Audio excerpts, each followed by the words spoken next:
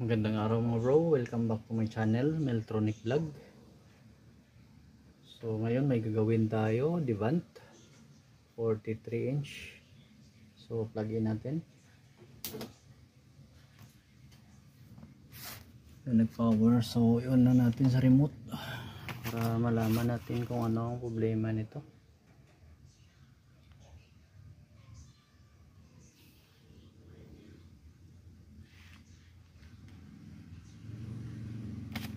Yan. So yun yung problema niya. So flickering siya. Yan. Flickering double image. Yan. So buksan natin mga bro. So ito mga bro, ito yung model nya. Tapos sa unang sira, yan o, may silyo pa. So buksan lang natin mga bro. So tuloy tayo mga bro. So ito, nabuksan na natin. So ito yung kanyang power supply. Yan. Ito naman yung kanyang mainboard. Smart TV na. So ito yung top board na ginamit. So linisan lang natin muna mga bro. Tapos i-plaster natin yung cam natin bago tayo mag troubleshoot. So ito mga bro, tuloy tayo. Nalinisan na natin. Tapos tinanggal na lang natin tong frame para makita natin yung circuit ng ating T-con board. So back to basic tayo mga bro. Pag ganito may dugtungan, so para malaman natin kung saang side tayo mag-concentrate, mag-unload tayo. So first unload natin dito sa left side.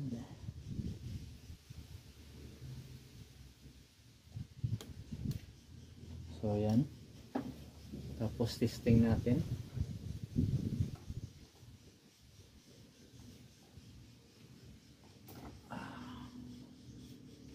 So tanggalin lang muna natin yung ating camera para malaman natin, para masundan natin yung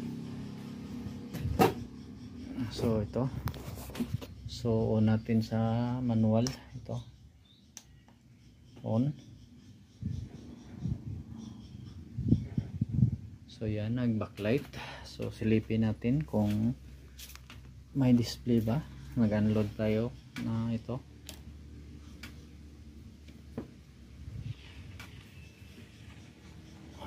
So may display mga bro. Pero yan So yun yung problema niya. Yan So may problema dito. Kabila, dinadamay pa ang kabila. So try natin mag-unload uli sa dito side mga bro. So balik lang natin ito. So bunutin natin. So balik natin ito.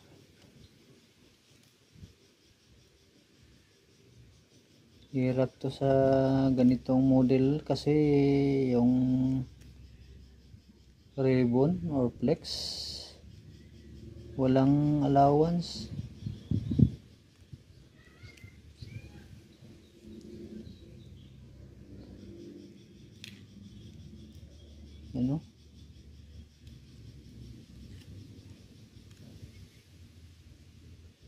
Tagalan tayo, post ko lang, balik ko lang mga bro. So yan, balik na natin, dalawang kamay yung ginamit. So yun ang display nya dito na side, may display pero same yung lumalabas yung sa trouble nya. So try natin dito mag-unload. Yan. So plug in uli. Plug in. So on natin. Yan. Tingnan natin na mag-backlight. Yan, nag-backlight na. So, tandaanin natin iangat. So, yan mga bro. So, malinis dito sa kabila mga bro. Yan o. So, alam na natin kung saan tayo. Yan, malinis siya. So, dito tayo mag-concentrate mga bro.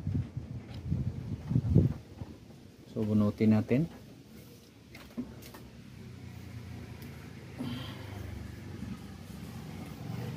So, ang gagawin natin dito mga bro, wala siyang level. Hindi natin mahagilap kung saan ditong mga gate signal. So, dito yan, meron siyang mga resistor. Yan o.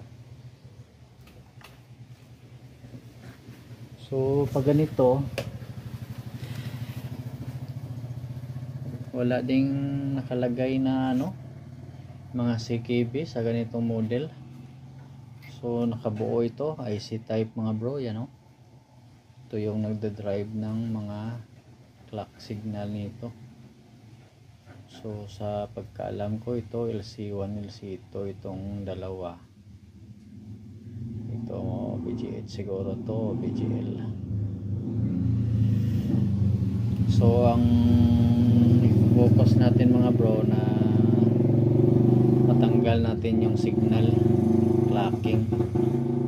So, sa aking experience mga bro, pag ganito, walang level, hinahanap ko yung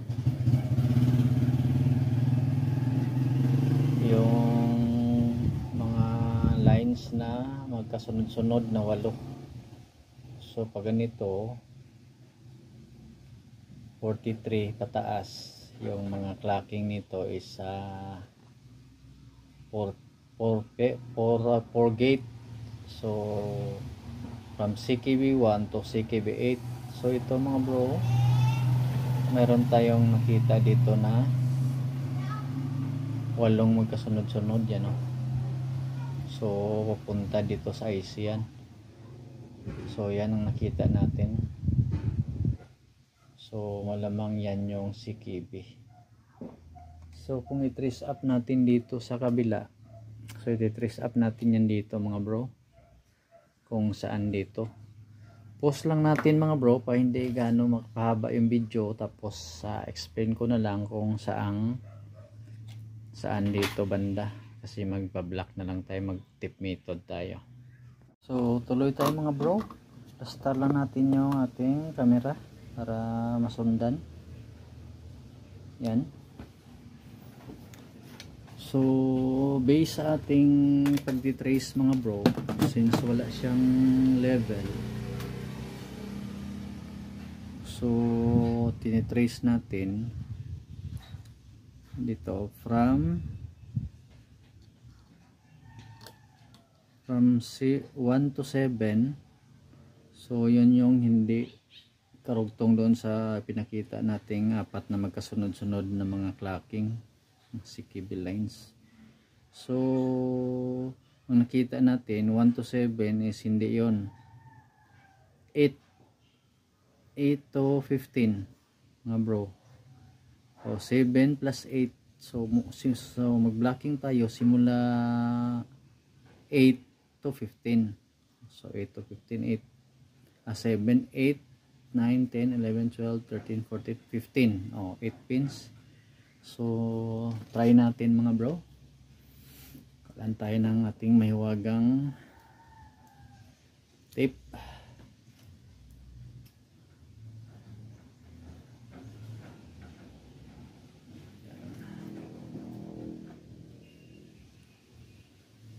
So estimate natin.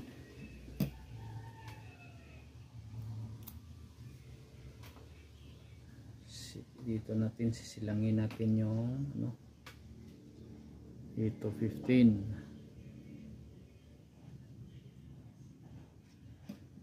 So estimate.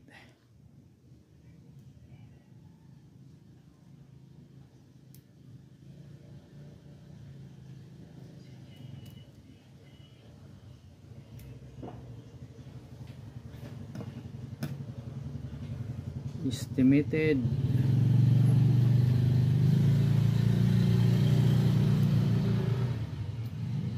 sobra. So gupit pa tayo ng kapiraso.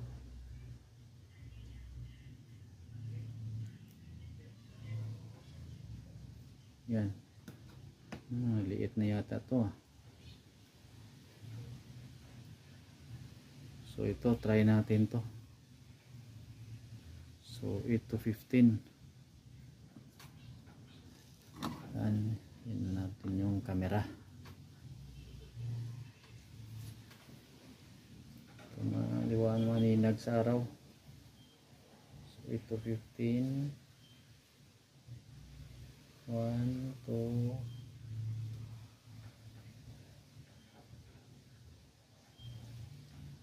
hindi kasi masakit sa mata pag yung shadow lang sa kabila yung titingnan. 7, 8 to 15.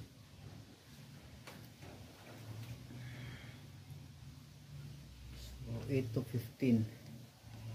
1, 2, 3, 4, 5, 6, 7, 8.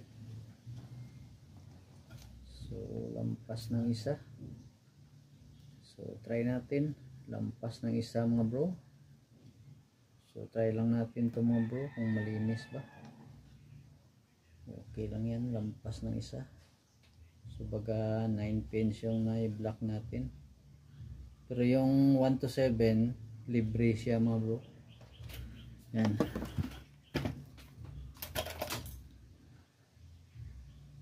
So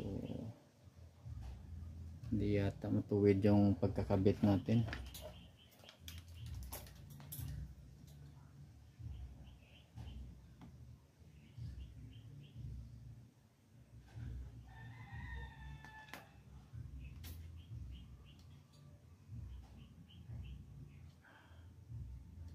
Ang tape yung hindi matuwid. Yan. So nadama yung isang pin. So imbis 8, siyam. So try natin. Sa diban ganitong model 00 yung flex. Yan.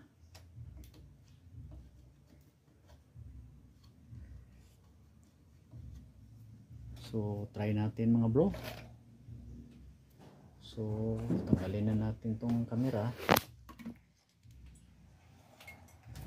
para masundan natin. Sana tama yung pag-execute para isang lang. Sana malinis pa yung plug-in. Siya nag power on. Nag standby red, so natin sa manual. Yan, nag blow na siya. O yan, nag backlight na, so silipin natin. Yan mga bro. So isang gupitan lang tayo mga bro. So yan o, malinis. Okay yung screen, malinis. So yan ang na-share natin mga bro. So ang kagandahan pag ma-analyze natin kung ilang pin lang ang i-block natin. Kasi isang lang pag tama, hindi hula-hula. So ganyan lang mga bro. So salamat sa mga bago kong subscribers at sa mga lahat ng katek. So basic lang ito, sana may natutunan yung mga newbie dyan. So hanggang dito na lang mga bro. Maraming salamat and God bless. So yan, ayos mga bro.